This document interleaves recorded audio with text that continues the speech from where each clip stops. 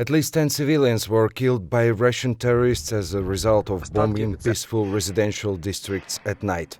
The occupiers continue to burn everything around while NATO is just watching.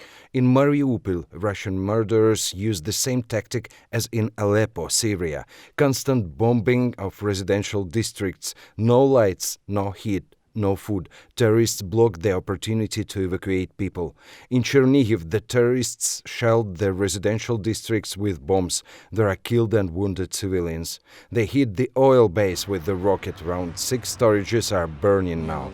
International Atomic Energy Agency reported that Russia terrorist attacks are aiming at dangerous radioactive waste repositories, and it regularly happens in the center of watching Europe. Meanwhile, the Ukrainian army continues to defend the world from numerous armed occupiers. The border guards and military at last came at the state border line in Sumy region. No more elite tank army in Russia that participated in all military parades in Moscow. Last vehicles are burning now not far from Kharkiv. More air victories. Air defense shut down the fighter bomber Su-34 not far from Volnovakha and fighter jet Su-30 in Kiev region. The Ukrainian flag is waging under damaged but resisting Bucha.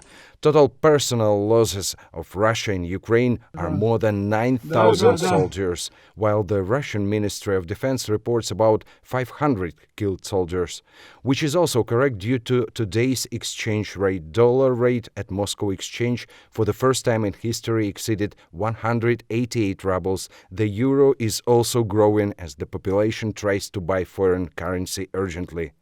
Meanwhile, in Ukraine, the tax authorities officially allowed the citizens not to declare captured Russian tanks.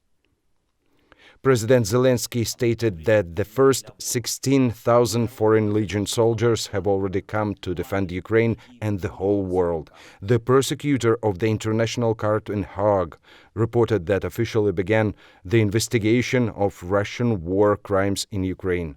The worldwide petition for NATO to close the sky over Ukraine and stop bloody terrorist attacks in civilians gathered over 1 million signatures, but still not enough for real NATO actions. But the Russians use all their dirty tricks. In the Russian village Popovka, close to the Sumy region, Russian terrorists turned the Grad rocket launcher system in the opposite direction, obviously preparing the provocation against own civilians to accuse Ukraine in attack.